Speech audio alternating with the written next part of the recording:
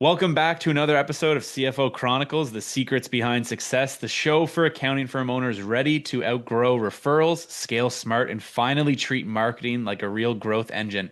I met today's guest, Kwame Agyei, a few weeks ago at Intuit Connect in Las Vegas, and within minutes of talking to him, I knew we had to get him on the podcast. Kwame is the founder of Appoynt, a company transforming offshore staffing by unlocking untapped talent across Africa. But this isn't just about outsourcing, it's about building high performing teams that help firms grow lean, stay profitable, and actually get their life back. In this episode, we break down the marketing playbook that didn't work, how community outperforms cold leads, and why bigger isn't always better, especially for accounting firms trying to grow without the chaos. If hiring is slowing you down, if you've tried duct taping a team together, or if you've ever considered outsourcing but didn't know where to start, this conversation is your blueprint. Kwame, welcome to the Hi. show, my man. It's so great to see you again.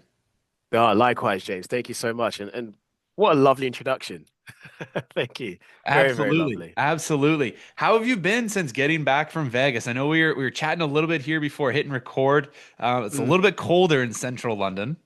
Yeah. We don't have the warm weather that we had, you and I in Vegas, but it's been great. I think one of the amazing things about going to an event like Intuit is just that community feel, getting to sit down and really talk to people, what the future of accounting looks like. And for me, I walked away with so empowered with so much knowledge, so much hope for what the future of CAS looks like, and just new friends, like yourself. Like, we met and here we are hanging out, having a great conversation about building businesses and entrepreneurship in the CFO world and accounting world. So it's always great to be around those people and always great to be at the event. Awesome, awesome. Well, I'm pumped to dive into things. So let's get to it. Mm. Most firms, Kwame, are buried in staffing issues. What was your turning point the moment you knew a point had to exist? Yeah, that's such a great question. So I'm a trade accountant myself, right? So I understand the world of profit and loss, balance sheets, and cash flow, and margins. That's my thing. And I've always worked in the startup industry, regardless of wherever I've been. I've always been in the startup world, sorry, should I say. And I recognize that a lot of companies that are growing have one fundamental problem, which is cash flow, right? Because when you're growing rapidly, you can kind of risk over trading, and therefore you still need the resources to scale, but then you worry about your margin position, and then margin position leads you to worrying about your cash flow. So I recognize the point being a valuable entity and business model because actually what we can do is support firm owners who are looking to scale and grow and say, okay, we can do it from this economic position, which will allow you in turn to focus on your customers and your clients and provide them with a better experience whilst also being able to grow your business. And ultimately, I say this to everybody, the thing about staffing solutions is that they're there to provide you peace of mind the work is being done. As long as we're providing you peace of mind, then we're doing a good job. I mean, that's what everyone's looking for at the end of the day, right? It's the peace of mind. Yeah. That's what I mean, that's why you should go and hire experts like yourself for Mhm. really for any aspect of the business. I got off of recording a podcast. I was guesting on one earlier today, and it was the same topic was coming up. I mean, as the accounting firm owners, you don't have to try to wear all the hats. The same Yes. message you deliver to your own clients of this is why you Hmm. should hire us because we're the expert with the debits and credits and the profit and loss statements and all those things that you think Hmm. are exciting that your clients don't really care about. They care about the peace of mind. And then Yes. with that, go and outsource and hire other experts to help you out in your business so you can focus Yeah. on the main thing. So I love that that's what you bring up is the peace of mind because that's Hmm. so true. Yeah, definitely. So, you've spoken about the challenges with Ghana's education system, but also the talent potential. So, what parallels do you see between that and how the U.S. and how U.S. firms are hiring today? Yeah, it's a great point to highlight. So Ghana's accounting standards align with the UK. So what that means is simply by virtue of how people are trained and qualified, they're more akin to the UK accounting standards than they are in the US. So typically, people we hire, we have to go through that process of training them to understand the US accounting process. And when you're starting out as a company that is effectively bootstrapped, you're really leaning on talent who have an incredible aptitude to learn and learn quickly. But I'll tell you this, that bootstrapping element taught us a lot. It taught us how to efficiently upskill our team, but taught us also, more importantly, how to hire. Because, sometimes when you have all the resources available to you, you could be remiss in thinking as long as you throw money at the education and training problem, that will solve it. But no, so we had to get really, really intentional and educational about how we hire our people. Everything from what is your certifications, what is your experience, what is your technical experience, right down to what is your attitude towards the role, because you're learning something entirely different. Are you willing to retrain? Are you willing to reskill? Are you willing to have a very steep learning curve to understand how it is that we Appoynt are looking to deliver accounting services for our customers over in the US? And so that model has worked really well for us. We now have a very core and strong team who understand what we're trying to achieve, and that makes life easy because now when new people come in, the people who are already there can say, "Hey, guys, this is how we do things, this is how we operate." So it gets the time to productivity is the word that I use, gets shorter and shorter through every hiring cycle, and it's great. And I guess to follow up to your point about what that means for us in the US, I think part of my mission has always been about education and teaching people about Ghana and what Ghana looks like and how Ghana can operate. And doing it in person has been an amazing experience because now people are actually, tuning to Ghana, but actually the continent as a whole. Really excited to learn something new. It's fresh, it's different, it comes with a different angle and perspective. So a lot of accounting firms is asking us the question of, oh, can you deliver this type of work from Ghana? And I'm like, yeah, of course we can. And they're like, great, let's do it. Let's give it a go. And then we typically start with a POC and we scale from there. So that's been the journey so far. I love that. That's so cool. Mm. So with this being a marketing podcast as well, I want to touch on some stuff you've tried. I know you mentioned you've tried some cold outreach in the past and it flopped. I'm curious to know Yeah. what I'm curious to know what happened and what can firm owners learn from that when they feel stuck with lead gen. Yeah, yeah, yeah. Flopped is an understatement. Oh man, like we've done it all. We've done like cold calling. We have done lead generation online, email outbound, LinkedIn.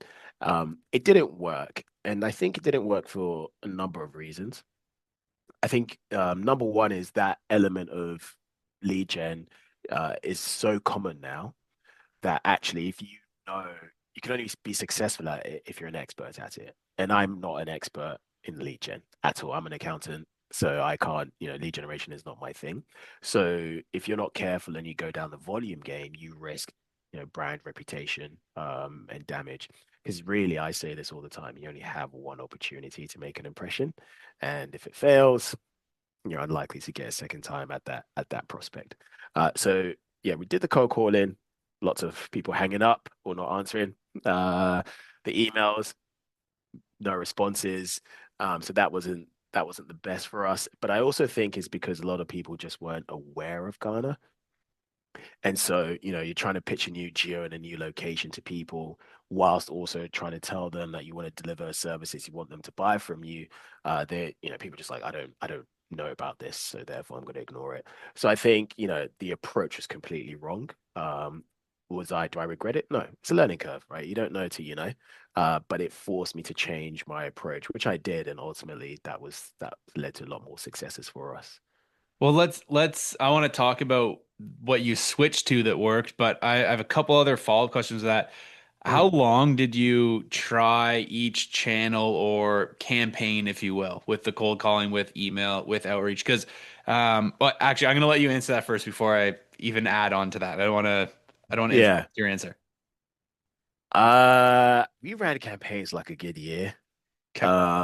That and it was like each time it was tweak the email, A/B testing, change the body of the email, change the heading, you know, change the sequence, change like everything, anything and everything you could possibly think of is pretty much we tried. But yeah, it was over the course of a year, is what we did it for, and then I was like, okay, I need to change Okay. strategy. I should have learned my lesson a lot quicker, to be honest.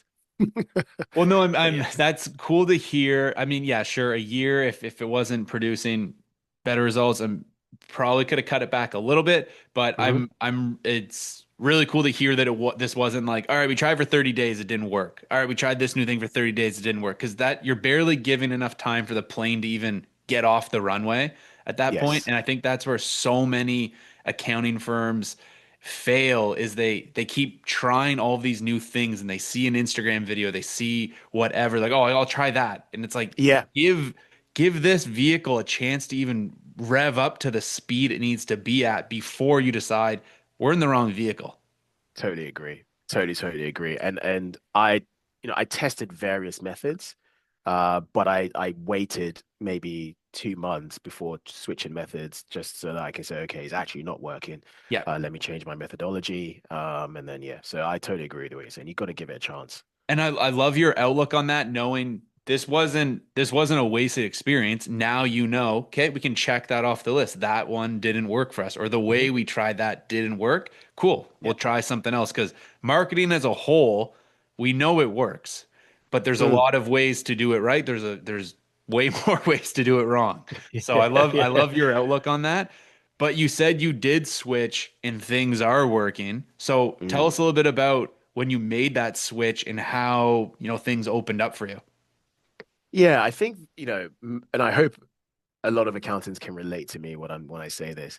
I think as accountants, we and people who run companies, we risk becoming operators, right? We get very deep into the work. We're here to deliver to the client, but actually our role is to be strategists and builders, right? When you're moving into entrepreneurial space. And when you do that, the key thing is for you as an individual to be out there in person, meeting people and having conversations with people, because fundamentally that's where the building starts as a company. And then later on you can build your brand and build your pipeline and everything through other marketing tools. So for me, when I started taking more and more trips to the US, and just started meeting more people, it exponentially changed my viewpoint. And actually, I realized, oh, hold on, this is marketing, but just different. But marketing that needs to be done at the stage that my company is at. And I think, maybe this is just my own thoughts, but the idea of networking sometimes can feel very transactional. Go to a networking event and network. But actually, what I realized was by going to these more intimate events and meeting people like yourself and everybody else in the group that we both come across so far, what you're really building is a community.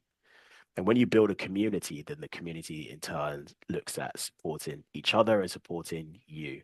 And when you do that, then suddenly you realize, oh, actually, and the idea of a network is just friends who are in a way in a position that we all work together. And that's a much more humanizing way to do it. So that was a big learning curve for me. So being in front of people and actually being in front of people, when I talk about Ghana in front of someone, who doesn't know the location, they'll go, "Oh, I didn't know much about Ghana. Tell me more." Because you can't ignore me now I'm in front of you, right? Yeah. It's a lot harder to run away from me or just, report to spam or, just delete the email. I'm here. I'm here. So let's talk about it. But when you get the opportunity to talk to someone after you built a meaningful connection with them, about what you're trying to do, people pay more and more interest. So I think, for firm owners who are looking to grow and scale, find the communities that you belong to and find the communities that the customers you want to engage with belong to and meet with them, spend time with them, because that is actually when how you can scale. I know it's hard because you have deliverables to meet, but that's where when you can get support, outsource support, for example, it gives you that time to go out there and really focus on growing your business. That's so good. Yeah, I Yeah. love how you're looking at attending the conferences, the trade shows as a form of marketing because that's what it is. You're still investing in you being at the event. It's Mhm. and it's a huge one to many opportunity. You can Yeah. go speak to so many people, shake so many hands, that you can't have that many Zoom calls in one day, nor would No. you probably want to. It's just not the same. And everyone who is attending the events, everyone's in a they're like-minded. They're open to having those conversations, so Mhm. things just naturally feel a lot easier. I'm curious though, what would you say to a firm owner who may feel a little bit more introverted, who is like, I know I should probably go to some networking events. I know I should get there, but like I'm nervous. I don't want to put myself out there. What would you say Yeah, to them? I am exactly in the same boat as you. Like whoever this individual is, or people who might feel that same way. Um, Look, what I'll say is, you know, growth is on the other side of fear. Um, and you recognize that if that's a space that you get nervous in, but you still step into that space, recognize you're being courageous about it, right? Like this is a real self-serving, self-understanding moment for you to look at yourself upon reflection and say, I can do this because I promise you the upside is far more substantial than you could ever imagine if you just go out and connect with people. But it's also a muscle. You go the first time, you might only make one or two or three. That's okay. You've now got if that's two or three more than you wouldn't have if you stayed at home. Then the next time you go, chances are, these communities move around together, right? So, you know the same people those three people who went to the next event. You go, they can introduce you to other people, then suddenly it warms up over time. So don't fear it. It's a muscle you have to practice. Just dive straight into it. Look, I'm coming from London to these to these events, right? And I've been in events where I've arrived and I've only met one or two people, and those are the connections I've walked away with. It's a lesson. You learn it. Now you go, okay, the next time this is what I'm going to do differently. And that's it. We figure it out as we go along. So just dive straight into it. You have nothing to fear. I love that. Mm. I mean, so much of what you're saying resonates with me as well. I would consider myself, for the most part, pretty outgoing, but I Mm. do certainly get very shy in new communities, groups Yeah. where I don't know people. But to your point, like I'm traveling from Eastern Canada, not as far as London, but still making quite a trip out to Vegas. And I Mm. caught myself in the hotel room before a lot of the events being like, man, it would be so much easier to sit in the room right now and just order in some food and not go and put myself out there Yeah. and keep Yeah. restarting new conversations. But saying that is like, okay, that would be foolish. You flew all the way here, you invested the money, go make Hmm. the most of this. Nothing bad's going to happen. Yeah. In getting to those events, it's kind of the talk track in the back of my head the whole time. There was a few Yeah. people I met from a couple days earlier at an event in Arizona. It was Mm. really easy to gravitate to them, but it's like you didn't come here to just hang out with the same people because you're not Yes. going to get more from it and you get what you put into it. And it's like, okay, good conversation with the person I met. Now let's just go inject into a new group. Go shake someone's hand and Yeah. Yeah. it's all fine. And I think that's Yeah. how we started connecting. So Pretty it's much. Yeah. yeah, I love what you're saying on that. But I want to get a little bit more tactical here, Kwame. Mm. What's a result or milestone you're most proud of with a point, and what made it work? Oh, man. The milestone that I am most proud of, and it happens repeatedly, is when one of our customers says, "Hey, I have a friend who's looking for some help. Can you help them?" That co-signing of when a client is confident enough to recommend you to somebody else, I take that with a lot of respect and pride because that is a dynamic that I'm not aware of, right? And you don't want a situation where you deliver bad work for a referral and then that can damage your own client's relationship. And the reason why I'm proud of that is because I always say to my team all the time, the best thing we can do for our clients is to just do the work. Just do the work. Like deliver exactly what they're looking for. Once we deliver exactly what they're looking for, then we can look around and say, okay, well, how can we add more value to you? And once you achieve these things and you give your customers their peace of mind, that's when they say, oh gosh, I trust these guys so much. Because chances are their network of people or friends or people in their community are probably going through the exact same problem that you're solving. So they would say, hey, actually, you should speak to Kwame because he helped me out with this team. He and his team helped me out and we solved it. And some of our biggest customers who I know for a fact, if I sent them a LinkedIn message, they probably would have ignored me, and is now a customer of mine. And it's allowing us to build our brand. It's allowed us to build our presence, to talk about the work we do, showcase the work we do. And so now we're using that leverage to focus ourselves online to say, okay, let's build a reputation for a point that now, so when we do go back to the period of lead gen and so forth, we're doing it from a completely different position than we were when I first started the company 4 years ago. I love that. Mm. So now knowing like the problems you're solving for clients, you're helping them sleep better at night, you're providing more freedom to them. What does your messaging look like now when you attend networking events or you have your other marketing efforts to attract new business for a point? Like how does that get communicated from maybe what you're doing in the past that didn't work to now Yeah. you've learned, you've gone through the bumps and bruises, you have a lot of success stories. I'm curious Mhm. to hear how you guys approach attracting new clients now. Yeah, so I think now whenever I attend events in person, my thing is I just want to get to know you. That's the number one thing. I will tell you what I do. I will tell you about my business, and I always say, if you ever need anything, just let me know. And actually, that line of positioning came from Kenji, a gentleman called Kenji. Kenji taught me this. He said, when you meet someone, it is rare that they need what you're providing at that point in time. It might be 3 months down the line, it might be 6 months down the line, but it's very, very rare. So the best thing that you can do is just tell them who you are, what you can do. But then once that initial, introduction's over, just talk to them about their company.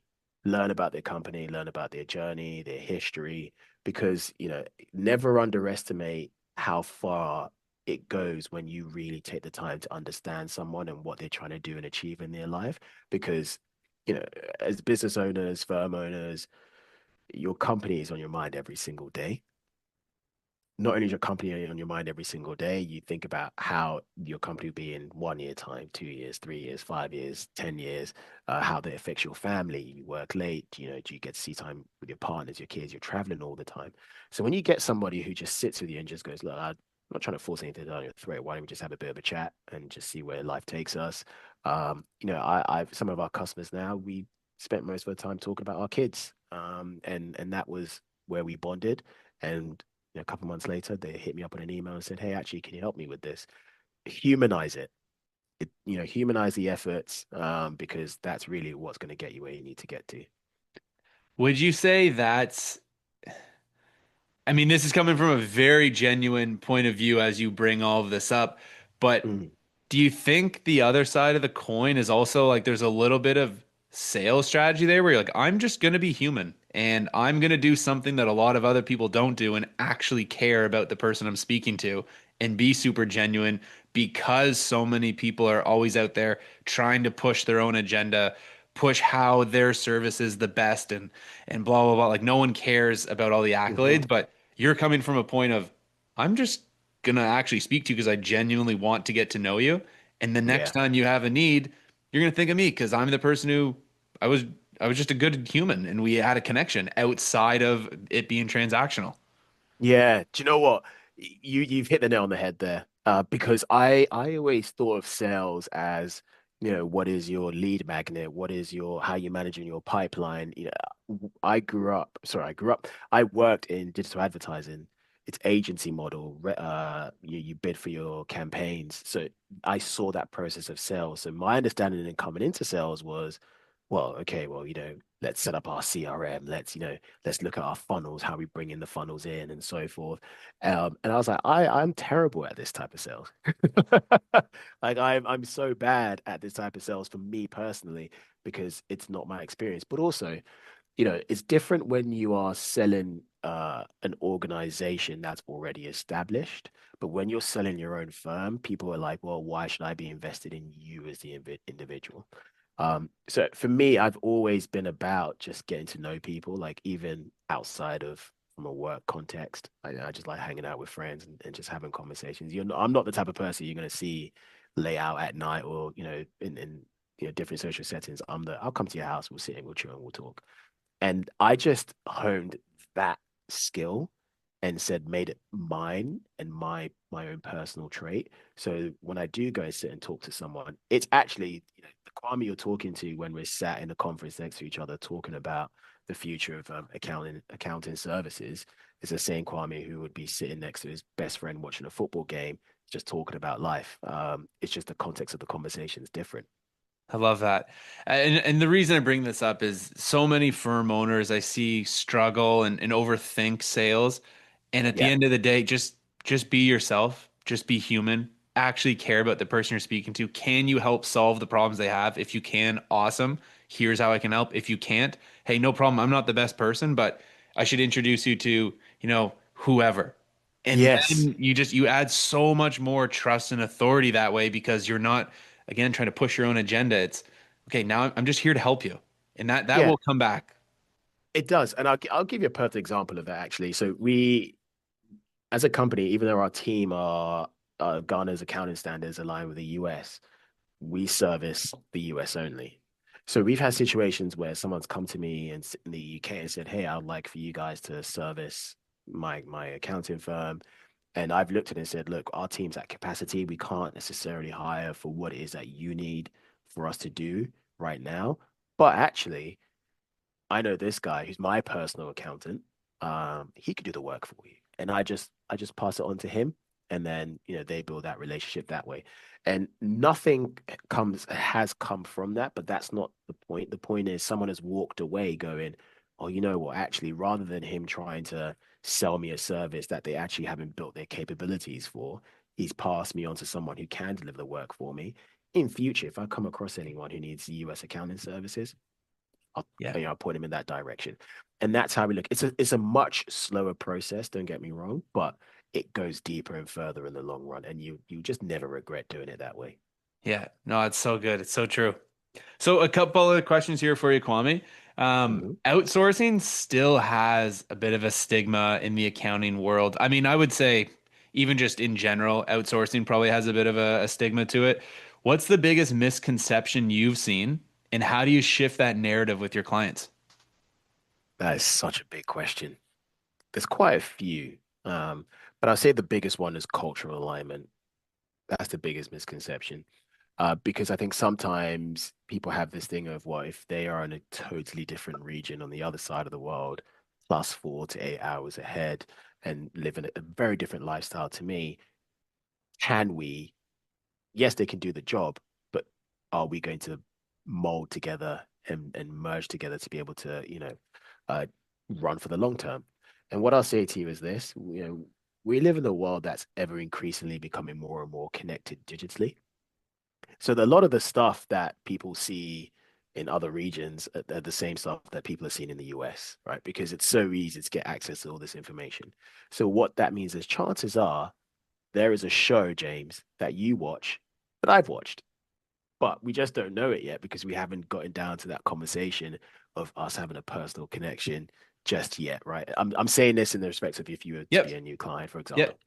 Yep. Um, so what I say to all, and what we do as a process of hiring is we say, look, we can present you 3, 4 people on a technical level who can all do the job. You choose who you want to work with because there'll be someone during that conversation where there'll be a slight moment where you click personally, you go, "Oh, they have the same sense of humor as me," or "I love the way that their viewpoint on the world," or "I love the music that they listen to." That's always a very good starting point, and then it builds gradually over time the more and more they work together. So, my point is this: we're far more connected than we can actually imagine ourselves to be. But I think sometimes the question is, do we make efforts to, dive deeply into each other's personalities and traits? So for every customer we work with, we always say to our employees, get to know them. Because it's a weird thing. Honestly, sometimes you'd be surprised where some of our customers may not necessarily know how to engage. So actually, sometimes the job is on us to break the walls. So I say to my team, ask them how their weekend was, by the way. Don't be shy to ask them. So they ask them, how was your weekend? Oh, it was great. I started watching Squid Game. Oh, I love Squid Game. And then suddenly, boom, there we are. And the connection builds from there. It's all possible. There's there's just so much like looping back here. It goes back to you at networking events, and it sounds like you just pass that along to your team of just be genuine and ask questions you genuinely want to know the answers to get to know the person. And Yeah, that just opens up a world of opportunity. 100%. At the end, the bottom line is we're all people. We all have the same emotions. Yeah. We all think the same things. It doesn't matter where we are. Everyone has fear. Everyone has joy. Everyone has moments. Just recognize that and believe me, you go far. I think that's so good. Thank you. You've said real growth happens through friendships, not funnels. For firm owners afraid to market, what does relationship-driven growth actually look like? Yeah, good question. It just looks like community. It looks like community. Do you know what? I will tell you this. So, um, I'm in a WhatsApp group of firm owners, a ton of firm owners, and you would expect an environment where, on paper, you're all competitors, right? Let's just be clear, you're all competitors. But in that environment, actually, what I see is someone saying, guys, I'm trying out this new tax software. It's very frustrating. How is anyone else going around this? And someone will come and say, oh, I use this, or actually, don't go near that, switch it to something else. Or someone would say, hey, I'm thinking of going to this event. Do you guys think it's good? I'm going to be there. Let me know when you get there, and then we'll build together. So my point is, the community is where you need to go, is where you need to build. And if I actually translate this to what this looks like online I think it's still important to have your online presence. When you build your community first, and then you start telling your story online, your community validates the story you're telling online because they support you, they validate and back you. So when other people are seeing credible people validate and support you, then they go, oh, actually, hold on a second. This is somebody that we should pay attention to because they could do some help for us. So that's my view. I love it. If Mm. firm owners walk away with just one idea from this episode, what should it be? Sound like a broken record. Build your community. Build your community. I only started learning this lesson, I promise you, 7 months ago, in March when I first went to Austin, South by Southwest. And I was nervous. I didn't know the people I was going to meet. And to this day, I have seen that same group of people five, 6 times. And I live in London, they live in the US, but that's how many times I've been back out there. You have to build your community because also, aside from growing your business, operating your business, they are the people who can relate to the troubles that you're going through.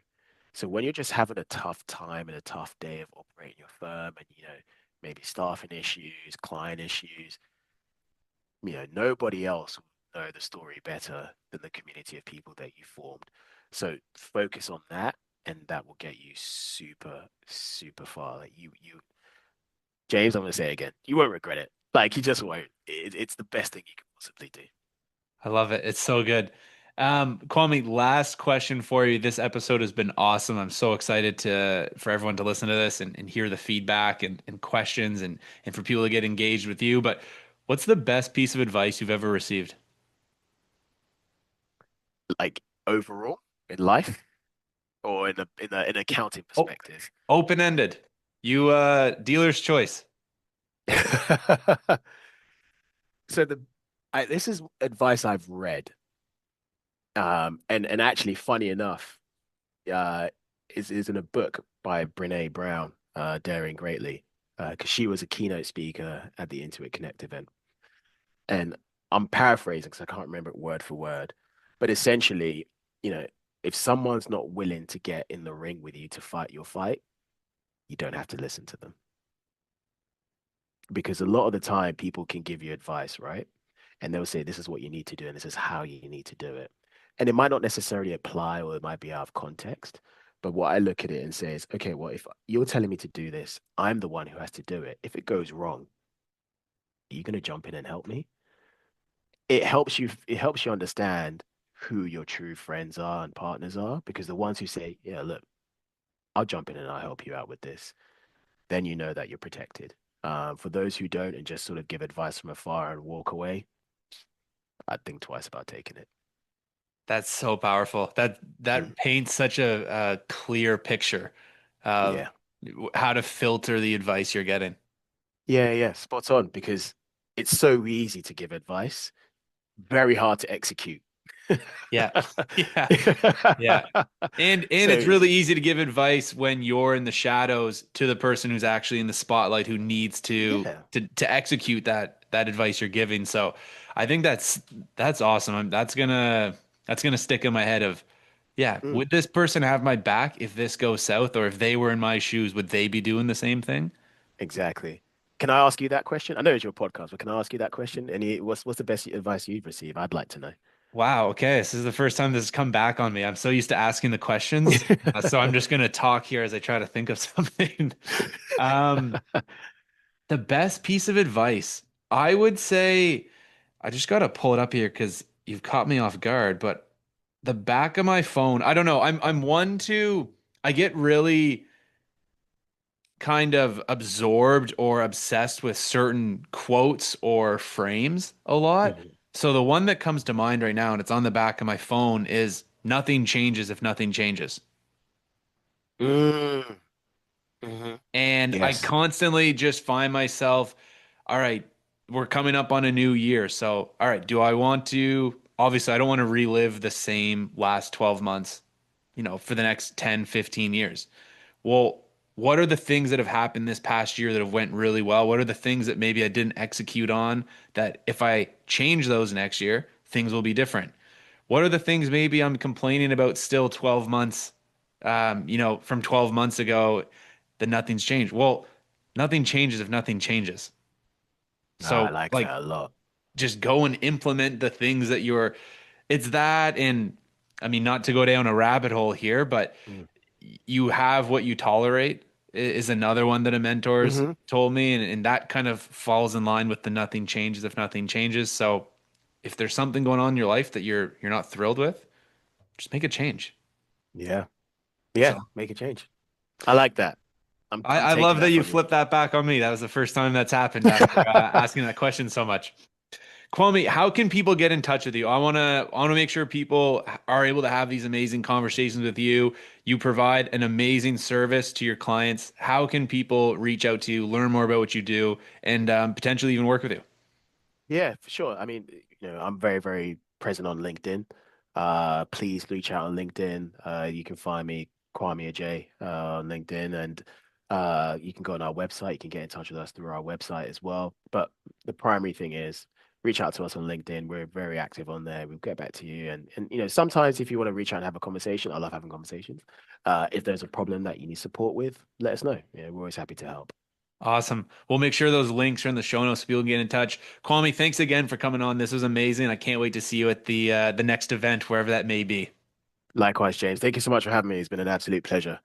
Thanks for tuning in to this episode of CFO Chronicles, the secrets behind success. I hope you found value in today's conversation.